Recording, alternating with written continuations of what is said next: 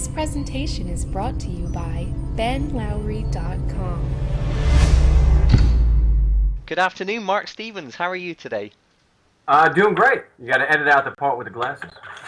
Yeah, no problem. Well, it's so nice to speak to you, Mark, and I know that our viewers are going to be thrilled to hear us speak today. We're really looking forward to hearing some of your stories and hearing about what you've been up to. So, how have you been recently?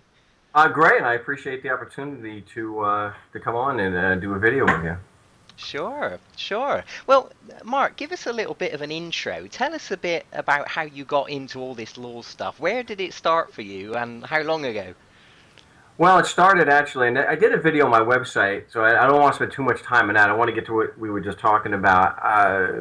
But it started, I guess, about 20 years ago, and I talk about this on the video Delusions, so I go into a lot more detail there, and I sued the wrong guy, and it turned out that the building, he owned the building the court was located in, so you can understand how that probably went, and that was a real smack upside the head, and I moved out to Phoenix to go to school and just get away, and plus the sun came out. I know you're there in Bristol, and the sun, not now you can tell, it's 4 o'clock or 3 o'clock in the afternoon here, and we still got a bright sun in Phoenix, so that was a factor too. And so I stumbled upon the Patriot community. I already figured that the courts were just for the people who had who had the money. I figured if they had the money, they could pay for it, they could get the facts and evidence, and they could win their thing. And I stumbled upon the Patriot community and was investigating a lot of their claims, and started seeing a lot of the same BS with them that the judges and whatnot were doing. And so the more I investigated them, the more it all started to fall apart. And I guess what really did it for me was I was researching how to do, why judges have immunity, whatever they happen to do. I mean, they may go to jail, but they had absolute civil immunity from any kind of lawsuit. It didn't matter what they were accused of while they had that robe on. Or over there, they have the the wig too. I thought that was so funny looking. They had complete absolute immunity. And you couldn't pierce it as far as I could research. I want to know why, so I started seeing these cases on judicial immunity and whatnot. And along the course, I started getting these cases, and these are in England too, so I don't want anyone, your audience, anyone thinking this is just the United States. It's not. Even legally, it's not. These cases were showing that the government, from the police or whoever, had absolutely no legal duty whatsoever to protect anybody. And going through all the Patriot stuff, you can't go through all that without getting a lot of information about, citizenship and capital C, it's lowercase, and all that stuff. And it turns out that there's no duty to protect anybody. And I said, wait a minute, still in that mindset of researching the Patriots. If the only thing that makes you a citizen is a membership in a body politic with a duty of allegiance, in return for duty of protection, that those are reciprocal obligations, one in consideration for the other, and there's no duty to protect you, then the whole thing collapsed from there. That there are no citizens, and if there are no citizens, there is no state, and there's no government. It's just a gang of killers, thieves, and liars. Right. And so I started using this information in court. Coming at it from a standpoint that I knew the prosecutor didn't represent anybody but himself, and now I knew how to go about bringing it out.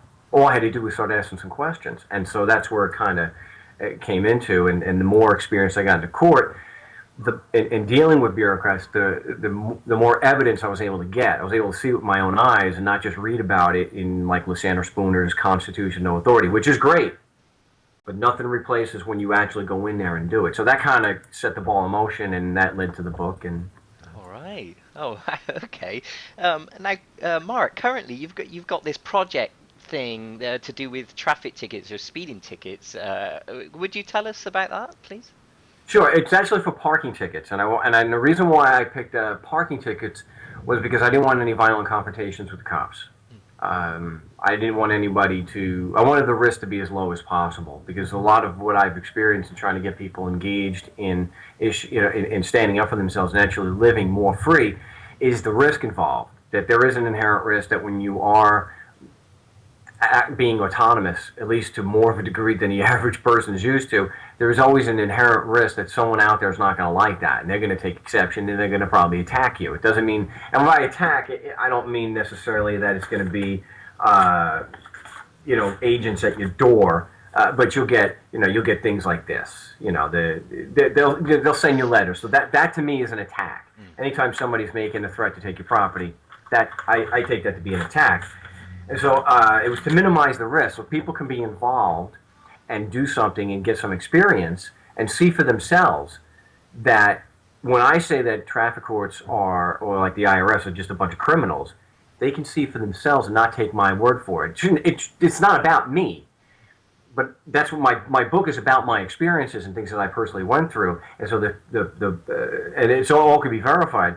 And but with the traffic study, the parking ticket, people could do it on their own without. They don't need me to help them or call the show and say, hey, what about this? They can do it on their own, and for the most part, they are going to be on their own, and they can experience it themselves. But the risk is very, very low, so we use the parking tickets to do that. You just get the ticket and go. I see. So tell us about the strategy of how somebody could go about defeating a parking ticket then. This is the beautiful thing about this, though, Ben, too, is that even though it is just a parking ticket, you may look at it and say it's just a parking ticket. The strategy that you're talking about and how you're challenging it, it's the same thing that you'd be doing if it was a tax evasion or drug possession or any other like say a speeding ticket. Say so it's all the same things. You're typically not going to have a prosecutor, but you're still going to be hitting the same issues. So one of the things that they tell you is that you're entitled to a fair trial. I mean, and it comes over from this whole English thing that you're entitled to a fair trial by a fair and impartial jury or judge. And so knowing what we know, that there is no state, that they do business the barrel of a gun and all that it's demonstrably false that there's a state and citizens. And knowing all this, we can go in and we can challenge this thing that you're entitled to a fair trial. So I like to keep it very simple so people understand. And Adventures in Legal Line kind of grew from why I was asking these three questions. I mean, I had to explain so people know. Because if you go into court and you don't know what you're talking about, they'll eat you alive. They just start screaming and you lose your train of thought and whatnot. So one of the strategies, of course, is to bring into conflict and put the judge in a double bind with his own statements. And I don't care where you are, it doesn't matter. We've done this in England with you guys, and you get the same result. So the three questions are, am I entitled to a fair trial? Which they're going to say, yes. Yeah, of course, right? Yeah. Can I get a fair trial if there's a conflict of interest? No. No, of course not. I mean, come on, they're not. Right. We asked the question. A lot of thought went into the question. It's just not something some schmuck from Long Island. Oh, what's this last thing? There's a process here. There's a reason why I'm asking that question, and now I've got them locked into a pretty bad spot. I'm entitled to a fair trial, but I can't get one if there's a conflict of interest. So the third question is, who do you represent here, sir? And then you don't want to blow. You just want to give him an opportunity to hang himself. Right. Right. Now, in England, we had a situation where they try to claim, well, yeah, but you could still get a fair trial if there's a conflict of interest. That's not what you just said. You said I couldn't get. See, that's why I'm asking the question the way I do. Yeah. This is from a lot of time in court, a lot of time being immersed in their little system and going to court on a regular basis, that you anticipate what they're going to say and you adapt to what you're doing and you take that into consideration. So that puts them in a pretty tough spot. What does he do? You've just demonstrated to everybody in the room that you can go in without a law degree, and with three questions you can learn from some schmuck from Long Island. You can have a judge stop dead in his tracks. What's he going to do from this point? I don't know. What happens? I don't know. Well, see, you're an honest guy. So an honest person in that situation is really at a loss, like, didn't see that one coming. Even if they do, what are they going to do? Well, Mark, I can't see a judge answering those questions. Well, one of the things I like to do is go in with an unsigned plea of guilty. Say, I'm just here to pay the fine. I don't understand what's going on. I have a few questions. Because the English system, Ben, just like over here, where they adopted it from, you're entitled to be informed so that you can adequately defend yourself. And so I take advantage of that. So that's why I go in to plead guilty. And I'm able to ask these questions. So I put them in a really tough spot. But if they weren't just scamming me, I couldn't do something like that. So most likely they start yelling and screaming. Right. Whoa! I just want to plead guilty and go home. There, what's the problem? So the people behind you, you're educating them. It's like, so all of a sudden he goes from being a calm, rational adult, seemingly, to screaming and coming unglued. Right. He's just. We're always waiting, Ben, one of these days where someone's going to report that the judge's nose started to bleed when we asked those questions. But the other side of it, though, is what if he does answer? Because sometimes they do. Most of the time they don't. They're shrewd enough, and they've got that stupid wig on for a reason. They're pretty smart. And they know not to answer the question, so they just move on. So what they'll do is they won't tell you overtly they represent the state. They'll just represent you and enter a plea for you. But I'm trying to plead guilty. Right. So a lot of times they do answer the state. Now what do you do?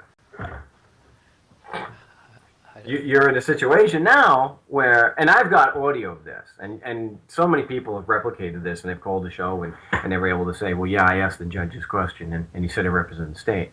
Or out by you, they had no choice. You can just show them the oath of office and that they're supposed to have. They don't actually need it to do this. Says here you represent the crown. Is that true?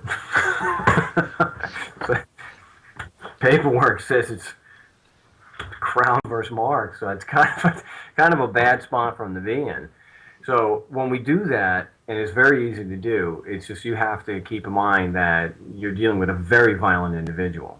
So you want to be very calm and unassuming as you can, because you're putting on an act. You're just acting. Right. And so when they say that, a lot of this, like I call in the book Zen and the Art of Litigation, it's not a matter of making overt accusations. If you're going to make an accusation, don't do it in the form of a statement. Do it in the form of a question, because now that's your escape. I know it's a linguistic tool, a trick, whatever you want to, but it helps. Right. And so I'm able to say, like with the IRS, when they're flipping out, screaming at me, you're accusing me of a conflict of interest. No, sir, all I'm doing is asking you to explain to me how it's not. Right. I'm reserving my judgment until after you explain that. And so it's the same with the judge. When he says he's representing the state, or let's say in Canada or Australia or whatnot, and they say that they're representing the crown, don't accuse them of having a conflict of interest, because they're just going to say, well, we disagree. So you ask them, like the babe in the woods. I'm not a lawyer, but since you're representing the plaintiff, the state, wouldn't that be a conflict of interest? And just leave the ball in his court there.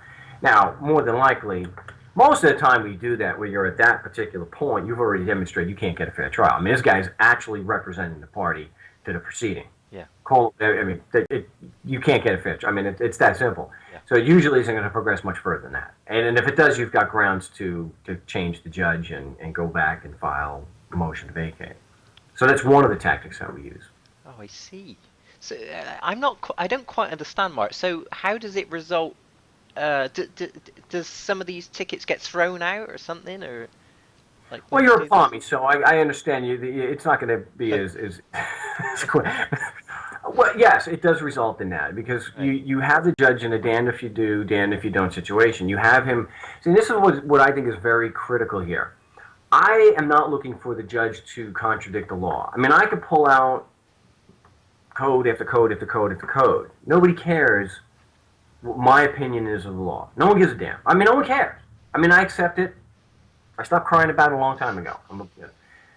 We move on. The judge, like I say in my workshops, the judge is the only acknowledged legal expert in the room. Now, it doesn't do any good for you to fight that, because you're not going to convince anybody. It doesn't care if you're a Harvard law grad or you're teaching Harvard law, or Cambridge, for that matter. people's perception is what counts here, and their perception is he is the legal expert. What he says the law is it, regardless of what the Constitution or the common law. What that judge says today is the law. Now, someone above him may disagree, and then it'll change. So we don't fight that. He's the only acknowledged legal expert in the room, and so he's in a very bad situation. He wants everybody else to just pay. He wants you out of there. So if you're asking him questions like this and he starts getting upset and he can't, let's say he can't answer, he refuses. Sir, I'm sitting here with an unsigned plea. I'm trying to be theatrical. I just want to plead guilty and go home. I just need to know who you represent here so that I can adequately defend and understand the nature and cause of the charge and proceedings, so I can just pay your fine and go home. Now that's going to do a lot to question, have these people behind me question, why won't he answer the question? They don't understand most people aren't going to understand what it means if he says, I represent the state. Right. It means nothing to them until I start explaining it. But the judge knows. They understand these principles. He knows it's a conflict of interest. Yeah. That's why they avoid it. And so I'll be the first to admit, I know there's merit to what I'm doing. That's why he's not going to answer the question, because there is merit and it embarrasses him. But I know out of frustration, it may be just pure frustration why he's throwing it out. I'll take it. So, I mean, we've done it so many times. My interest is that if you're the client, you're left alone. Whether I get any credit for it, I don't care. I mean, look behind me. Obviously, I don't give a damn. But the important thing is that you're left alone and that the judge has dropped it. And so they do drop it. Oh, I see. Now, right. Well, look at the bind you've put him in. Yeah. He just said you're entitled to a fair trial, but you can't get one if there's a conflict of interest. Now you're asking him who he represents. Okay, so you're not making an accusation. All you're doing is you're taking advantage of rules he already knows without actually having to overtly say it. It's like when an attorney says to me when I asked him, and we have this posted on our website now, when I asked him if he had done any investigation and spoken with the agents who did the assessment prior to filing his lawsuit.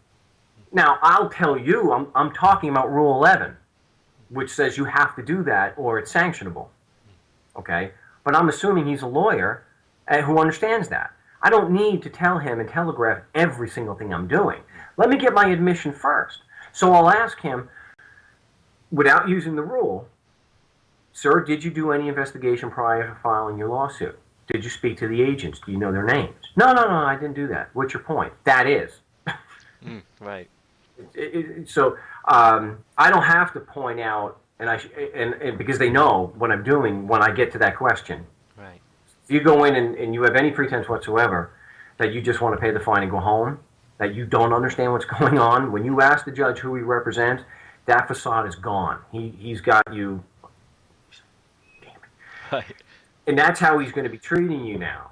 And he's not going to be so open with his questions. And that's why a lot of IRS attorneys, and especially IRS agents, they tell me, my lawyers have advised me not to speak to you and answer your questions.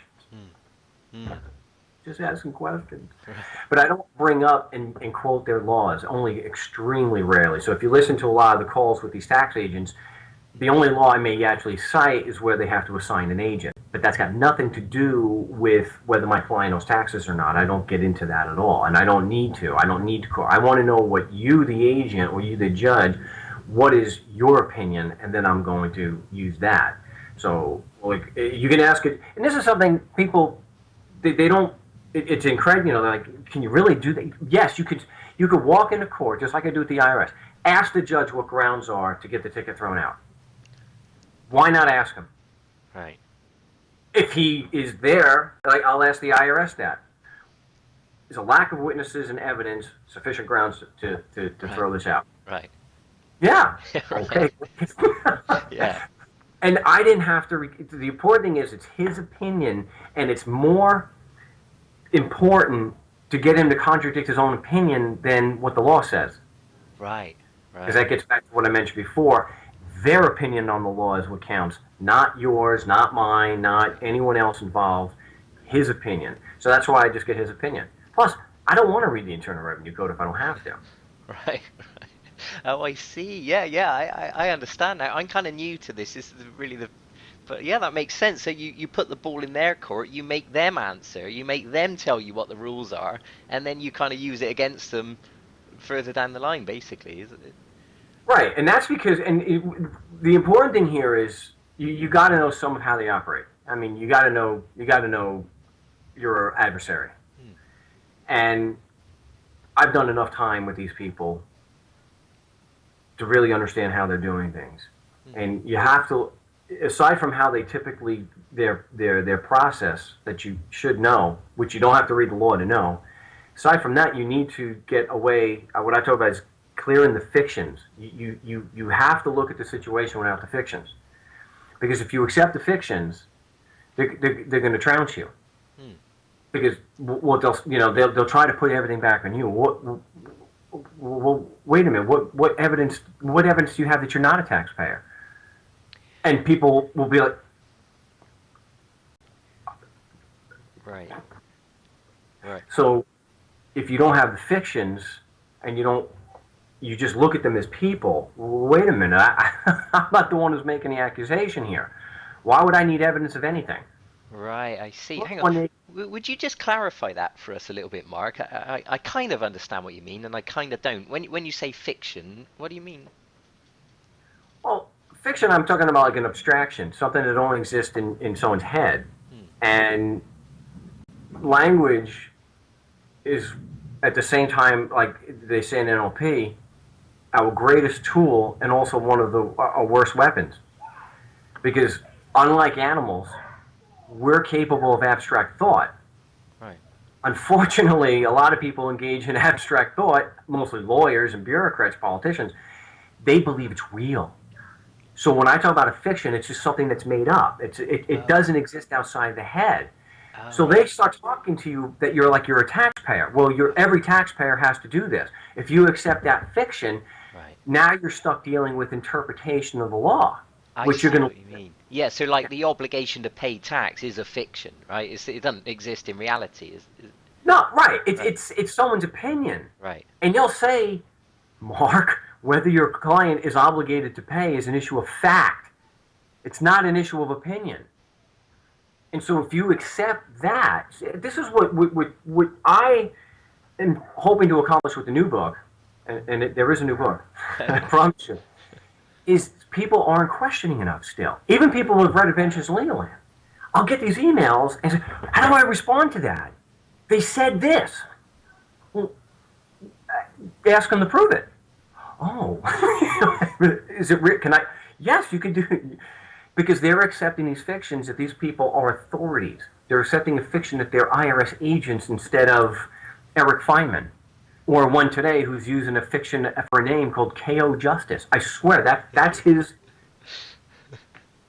I will get a screenshot for you, and you can put that up here on the video. That is, he claims to be but I don't accept the fiction that he's an IRS agent. Right. He's just a guy.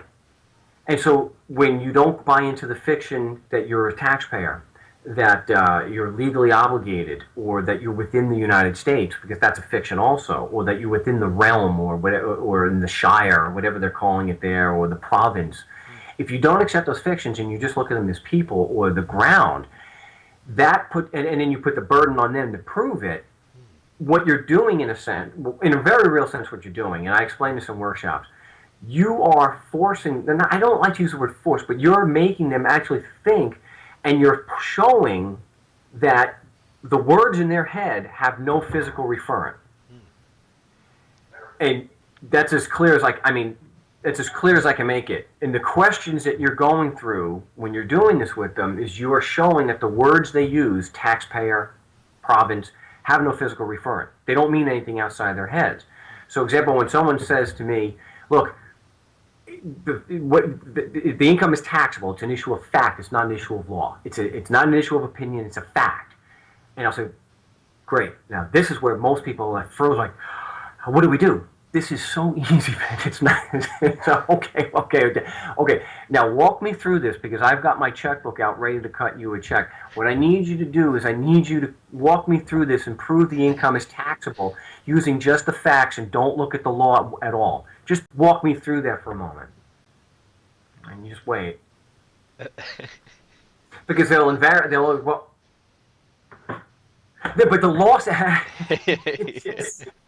So again, you didn't accept the fictions, and whatever they're putting forth, whatever they're spewing, the words. Remember, it's words, all words in their head. If you just question them on it, it will come out. It is just in their head. And so just yesterday, and I'll get this on the website. Okay, because I always take extensive notes when I do. I say I can actually. These are my notes. You probably can't read it, but I take notes as I go. And so what this IRS agent told me, again, because I'm talking about facts, she told me when I'm asking about facts to back up the opinion, what's in their head, we don't know that. So she says, we can't know anything like that. We don't go around verifying this. I mean, that's what she said. Really? That's a strong position to come from. Yeah. So really, all you're doing is you're looking at people as people and not accepting any of the fictions whatsoever, and just questioning them and bringing out that their words have no physical referent. They think they do. They act as if it's real. They act like you're a taxpayer, and you have to accept that from their point of view, but then meet them at that map of the world, and then just ask questions to bring out that it really doesn't refer to anything physical. Oh yeah, that makes sense. So it's like burden of proof, basically, is it? Well, you're right, and when you mentioned before, the one who makes the accusation bears the burden of proof. Right, right. This is an adversarial process. This was not like the old Inquisition where it was obviously they were there to kill you. It was just a matter of, well, how would you like to be killed today? Will we dismember you when we're done? So it was overtly criminal. They weren't fooling anybody that it was not about justice. But here they put on there it is about justice. So It's adversarial. So the adversary has the burden of proof. Right. And the one who's making the accusation should have some basis. Now, whether they want to admit that or not, I don't care, because I can get them to admit it. So, well, let me ask you, this is not an arbitrary opinion you're making against me, is it? So what are they going to say? They can only say no. Oh, so it's based on facts current within your knowledge. Right. I already know it's not, but I get them to commit to that. Right. So I know, people will say, well, what's your method? What's your method? I don't accept the fictions, and I ask questions. That's it. I mean, that's really the whole model. I mean, there are specific other things that you want to do in dealing with the IRS, but that's the general model. Right. And if you follow that, then you're going to do a pretty good job of getting your objective if somebody is coming after you with a BS claim. And it doesn't have to be, someone claiming to be from the government. And one of the most effective things that I've seen is, oh, you've got a claim against me. Could you give me a factual timeline and I'll cut you a check? I want to know where, when, why, and how. Just give me a factual timeline, write it out. If you want to do it on a penalty of perjury, that's great. And that's usually enough because, let me use an example. I don't have anything here. But if I say I can play guitar like Steve Vai, do you argue with me? Or do you just hand me a guitar? Right, yeah. That's all I suggest that people do. Use the scientific method and just ask questions. Right. Don't form your hypothesis or anything, unless you've done some investigation and it's based on something. I can form a certain conclusion based on prior experience. But I don't necessarily do that when I'm talking with the agent. I want the facts to speak before the opinion. Right. So let's say, because one thing I do when we do all this, when I've got all those phone calls that you can hear some of them on the website, I don't have to do like what the IRS does. So they'll say, if they ever say to me, "What facts do you rely on that your client's not a taxpayer?"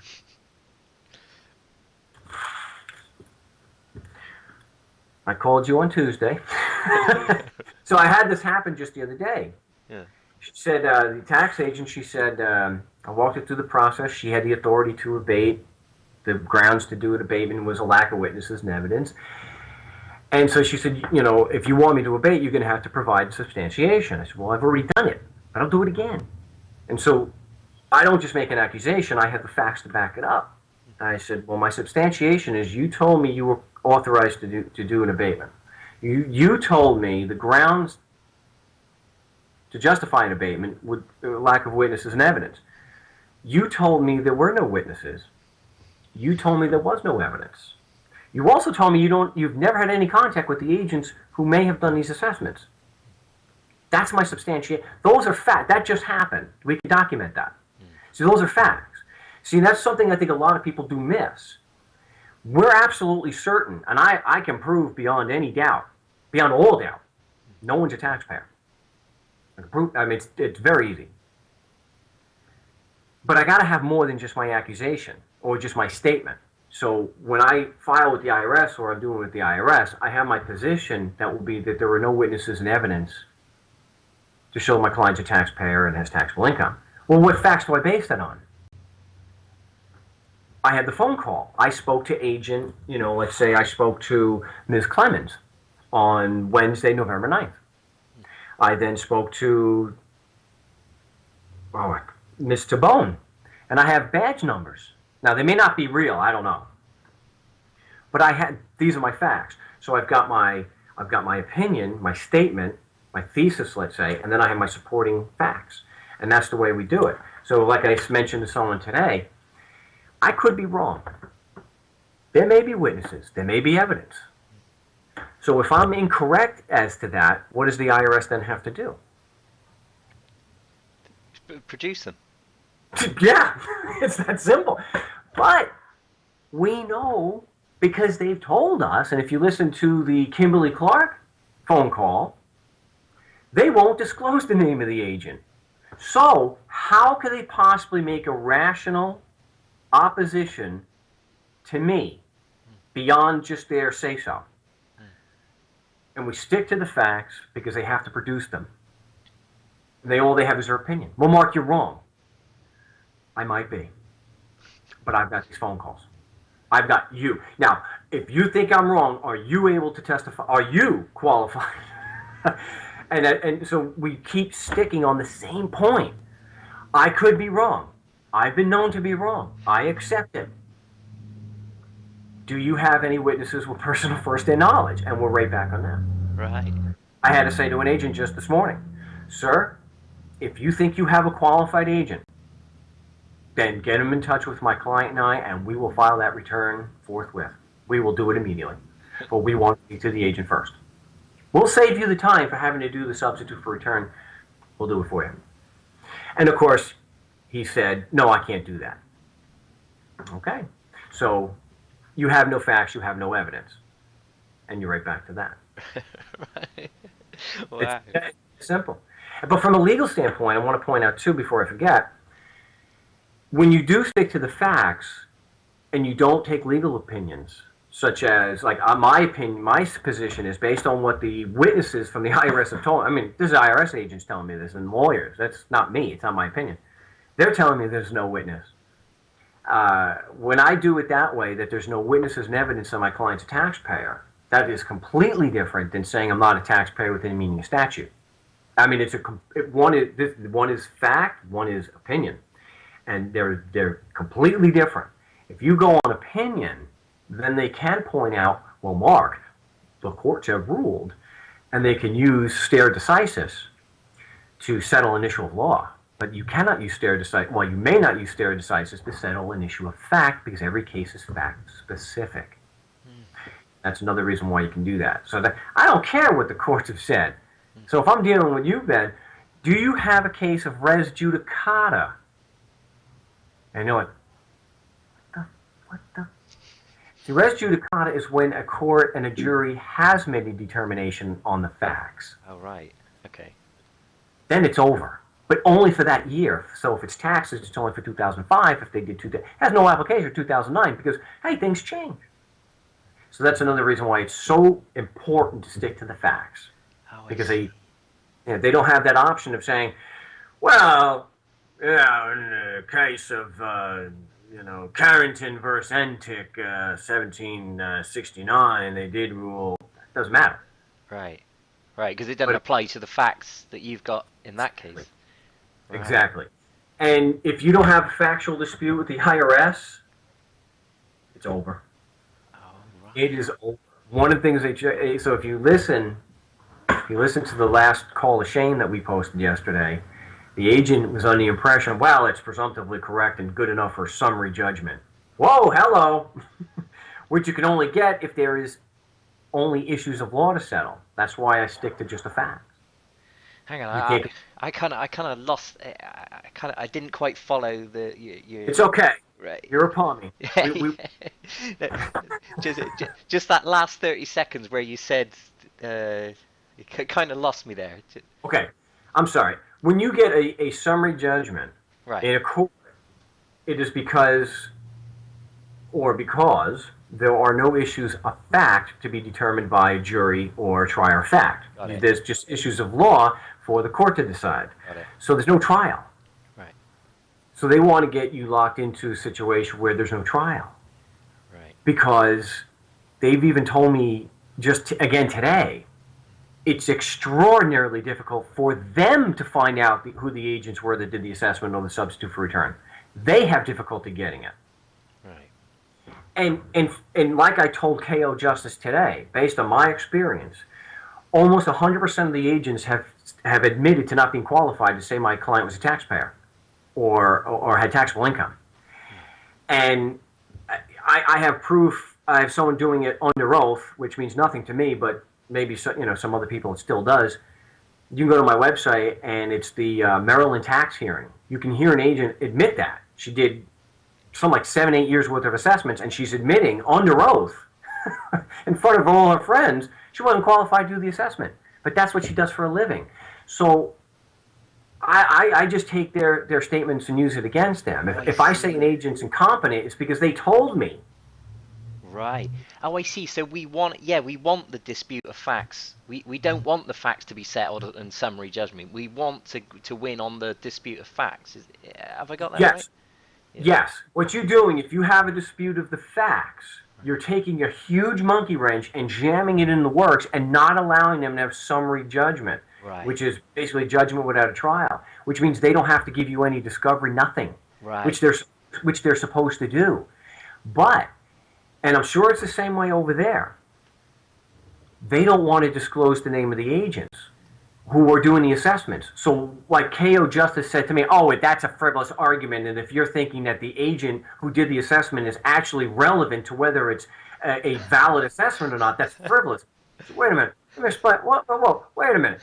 So the analogy I use is you're saying basically that when a police officer writes a traffic ticket, you think it's valid even if you don't know the cop's name and he never shows up in court. This is what you're telling me. And you think that my reliance on it, so he tries to challenge me. What? Because I had initially said to him, if you think it's frivolous to challenge the evidentiary basis of an assessment, if you think that's frivolous, you need to cite a court case saying that, because you basically would have shut down the tax court. There's no need for it.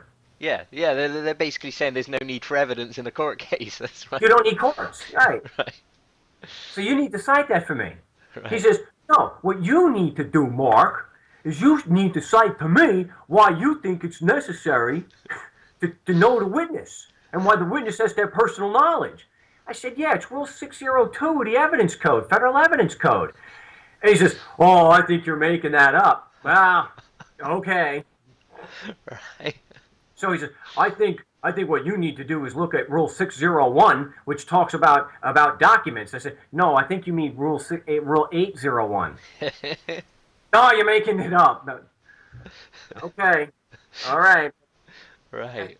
But wow. Yeah, they will always, and you'll see, when you challenge them or you get any of their apologists, because there's websites that I'm not the focus of their website, but they're all seem to be lawyers, and they think that I'm out of my mind because I focus on a witness.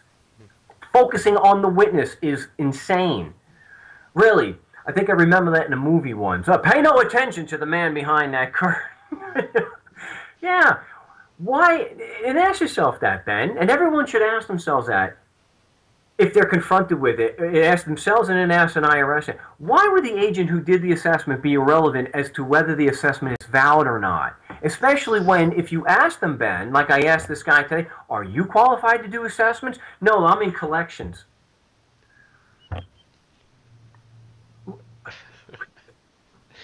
you're in collections. You're not qualified to do an assessment.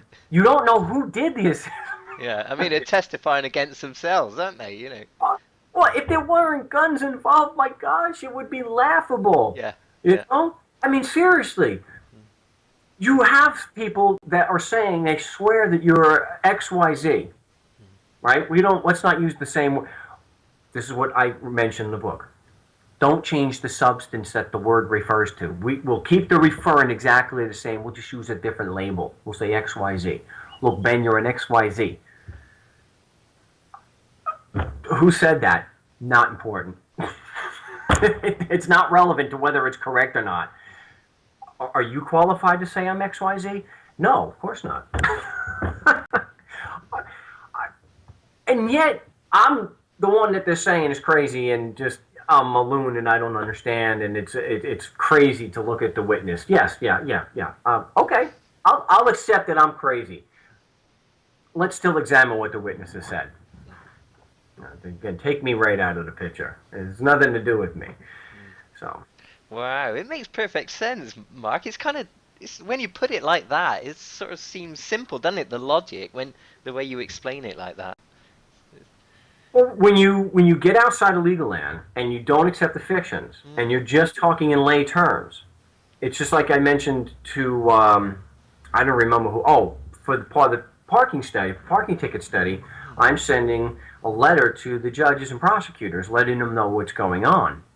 And so, I talk about how governments have, this is how you know there's no duty to protect you. Also, there's no voluntary support, it's all coerced. And you can prove that empirically. It could be dangerous, but you can prove it. I mentioned that government has no voluntary support. I said, taxation is all coercion. And I said, I prefer, instead of using taxation, I like to use lay terms that are more accurately reflect reality. You take by force. Yeah, extortion. Yeah, you pay or you go to jail. And I had some, I've actually had people contest that.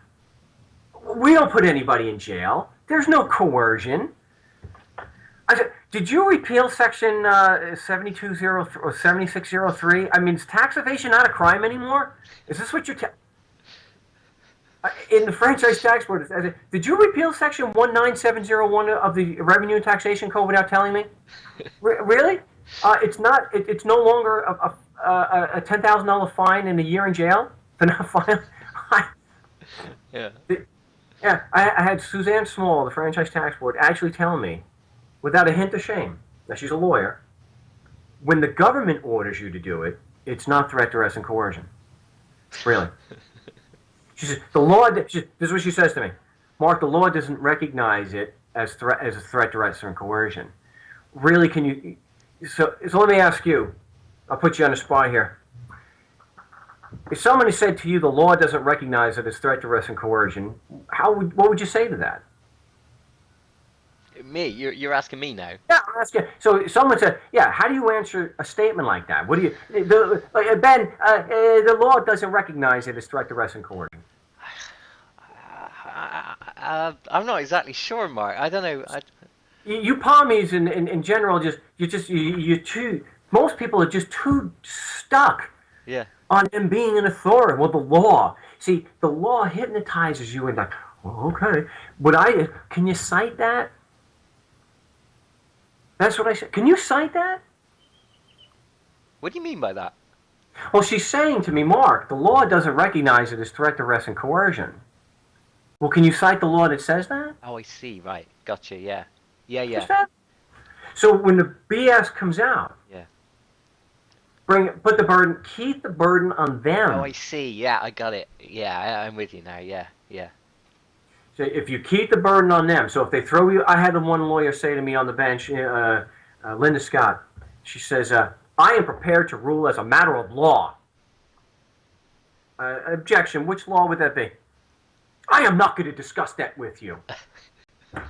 Right. If they have grounds, they'll give it to you. Right. And so it all, don't take the fictions, don't accept the fictions, and challenge. Don't, don't accept what they say. I had the common one was somebody will file the motion to dismiss, like in a parking traffic study, and they said, well, the judge said this doesn't apply here. What do I do? Well, why would you accept that as an answer? Right. So you could ask them, can you cite that?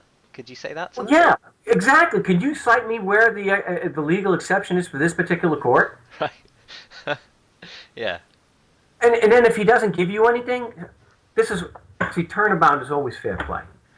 A lot of what I do, I have taken from them, and I use it against them. It's just like I have a motion, a response from.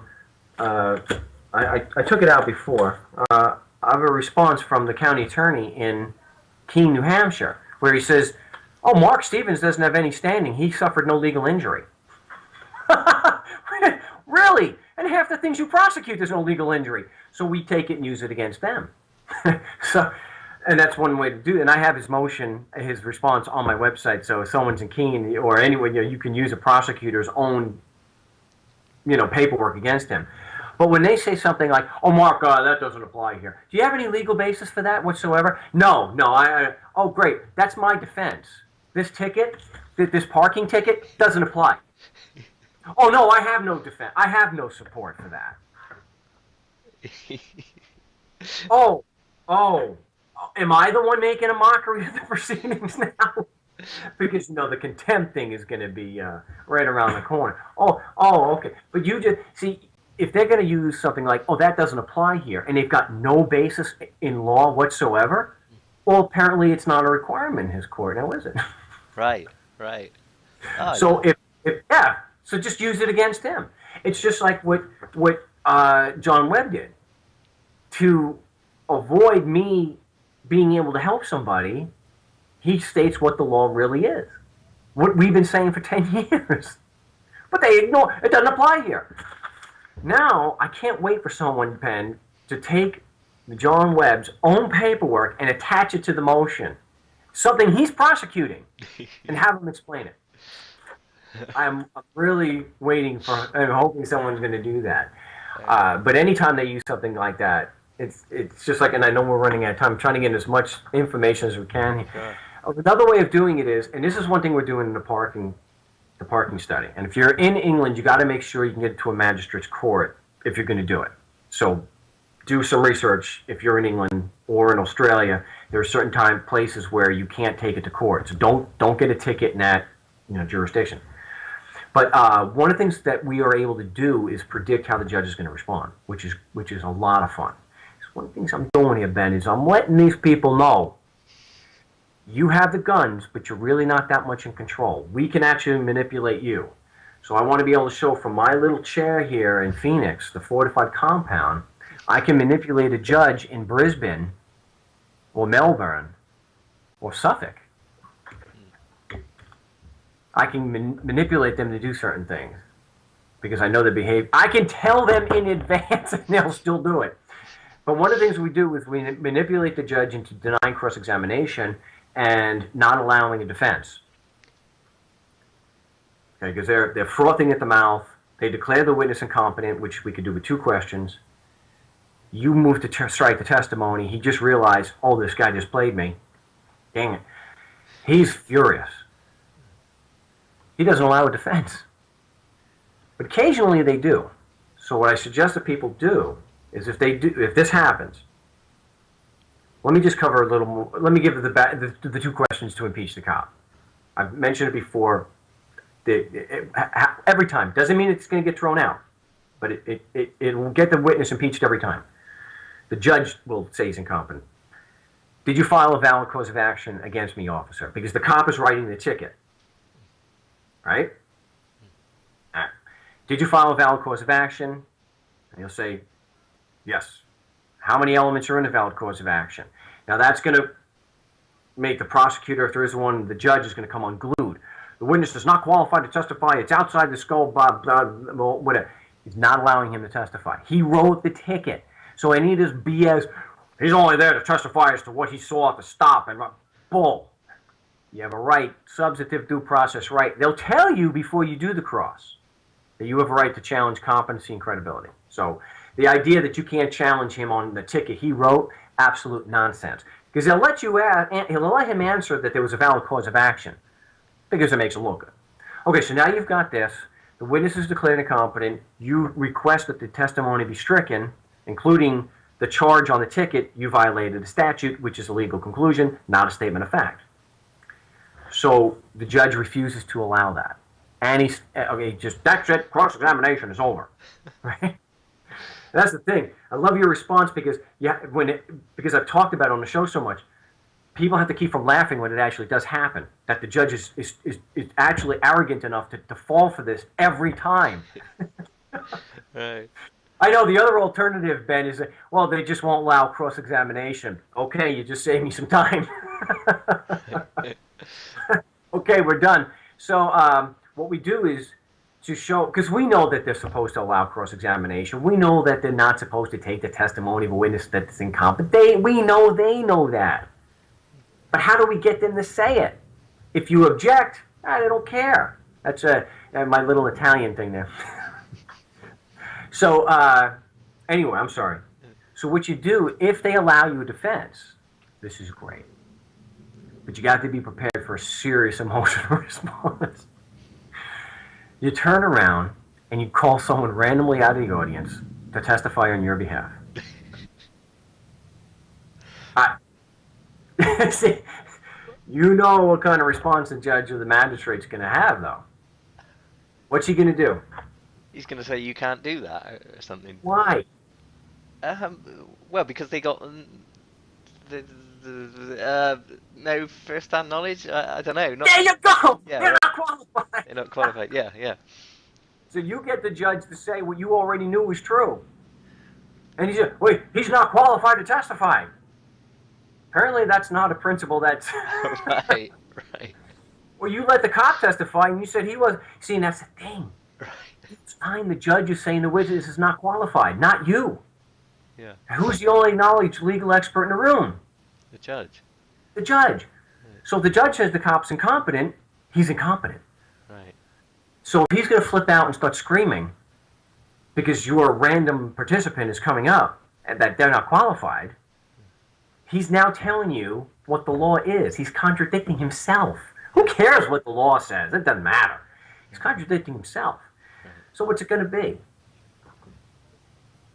Damned if you do, damned if you don't. More than likely, he's going to say, that's it, we've heard enough of this. Get this guy out of here. Right. Get him out. And it's just using his own testimony, his own opinions against him. Wow. We know they're BS. We know. Yeah. You can always use it against them. So even if you're a schmuck from Long Island, who I grew up in, actually Suffolk, I mentioned Suffolk, I grew up in Suffolk County. Really? Well, yeah, Suffolk County and Long Island, not... Oh, okay, right, I see. Yeah. No, I talk funny enough. My gosh, that's incredible, Mark. Listen, tell us about the new book. What's the difference from the new book and the old book? Tell us. Well, it's a lot more in depth. Okay. And yes, I'm using real experiences. Everything's true. Everything can be verified. But it's just the scope. I'm going so much more in depth where I purposely... Well, I stayed away from the psychological stuff in the first one. I have an extensive part about... It's called Government Indicted. And what I'm doing is showing causation, how the principle or the idea of government itself, not any one individual, man or woman, is the problem. It's the concept. And the concept builds a context. And it's within that context that all the fraud, all the trauma, all the damage and devastation takes place. So I show how, because of this concept and the structure that comes from it, the context, it can't be reformed. It can only be torn down. So what it does is it creates a hierarchy. So of course it's pyramid shaped. And wherever you have a hierarchy, you've got bad news. I don't care if it's public or private, government or wherever you have a hierarchy, you're going to have problems. It's not just exclusive to the government concept. The concept of hierarchy is itself very flawed and does not, in my experience and how I read these experiments and studies, it doesn't mesh very well with human sociology. It just doesn't. It's always a recipe for disaster. So I show causation on how the principle causes severe psychological trauma and damage and contributes to most crime. And then I also show how the concept contributes to severe economic devastation, which we're going through right now. How Italy is on the the government is on the brink of collapse. Oh, I see. Yeah, and it all and I do have an explicit model at the end of the book. It is explicitly at the last part of the book is self-help, which I didn't do in the first book. You could use adventures to do that. Many people have done that. This one's more explicit, and the model that I use and that I teach in workshops, I have it laid out. So I'm hoping that more people can take the model and learn from that and do it on their own, instead of me having to be on the phone all day with the IRS. Right. And where can people get the book? Is it available on your website? It is, markstevens.net. Okay. And you can get these great shirts too now. So. Oh, wow. Okay, merchandise. Nice. Very cool. Well, what I want to do with the shirts too, though, once I sell some, I can get a few more, is people can wear them in court where it says no injury, no jurisdiction. Right. Yeah, nice. Yeah, because it's thought-provoking, isn't it? It kind of gets people thinking, doesn't it? Yeah, and that's what I'm hoping to accomplish with this book. What I didn't accomplish with Adventures was that, and maybe I didn't really necessarily set out to do this, was that if people read the book, they would no longer believe in government in any shape or form. That they would walk away from the book absolutely, horrified at the government and wanting it abolished as soon as possible. As soon as society has evolved to a point where it can accept it, because they're not even close to that now. But Adventures didn't do that. There are people who read the book and just, they glean all the court stuff and think it's great, but the underlying reasons why it's so effective, they don't want to. They don't want to hear that. So with this one, my goal is when you read Government Indicted, you will be an unapologetic anarchist or terrorist. There's no ifs, ands, or buts about it. By the way, I saw that you spoke with Stefan Molyneux at the, what was it called? The Libertopia thing? Libertopia. Yeah. There was some footage of that on the internet. I was watching that. So. Yeah, we've got that also on my website now. Right, great. And also, you do consultations with people. So if anybody's listening to this and they want to get in touch with you and they want some coaching or whatever, how can they arrange that with you? Just get in touch with me, markstevens@mail.com. You can also email me off the website. My Skype, which a number of people have already called me during this interview, it's Frank Rizzo 3, so it's pretty easy. And we also have the radio show. People called into the radio show. I'm not actually today. I'm still doing consultations for the IRS, but I'm not actually going to be taking on any more new clients for my involvement. If you want help in coaching, consultation on resolving IRS business, I'm here to help with that. But I'm not going to be taking new clients and getting on the phone and dealing with the IRS. I'm only going to be doing that with the people I'm working with now. It just takes up far too much of my time already, and it's why the book is so delayed. Sure, cool. But I'm happy to help, and I also do help with people with drug possession, basically victimless. Anything that's victimless, we've been successful in helping people with that. Incredible. I want to be respectful of your time, so I don't want to keep you too long. But just quickly, have you got any upcoming speaking dates that are coming up, like live events that people can come and see? Well, in January, I'm glad you asked. In January, we're looking to get back to Cafe Libertalia. I'm going to be doing a workshop in San Diego, and spoke to another musician yesterday. So after the workshop, now we're going to have an all-day workshop dealing with bureaucrats, and we're going to have the script, because I do have scripts available that have been very effective. People have been just take the script and have gotten tickets thrown out. But the script comes with it, and as does a motion template. So we're in California, we get the California demur. And after that, we're putting together a blues jam. So about an hour and a half, we're gonna because I know we talked about that yesterday. You're also a musician, so that's a very big part of my life. And if I can, and I've been very lucky in doing this. I've been able to meet people like you, musicians. And like yesterday, I just met, like I said, I met another musician yesterday, so I can put together things like this, and have sort of like spontaneous order where we could just get together with no rehearsal and just create on the fly, which is a ton of fun, which I look forward to. So we're looking to do that in January. Oh, cool. Okay, so I presume there'd be details of that on the website. People can check it out. Yeah, I have about Cafe Libertalia up there. They very agorist, anarchist, or voluntarist oriented business. There's no permission, there's no licenses, there's no sales tax. So I highly recommend people supporting Jesse and Donna in that, and because more people need to do that. It takes guts to live that consistent with your principles because there is an inherent risk. It's just like an IRS agent today saying to me, "Well, you still at PO Box 3125?" Yeah, it's all on the website. If you check it out, you can still get me. I think it was another subtle little threat.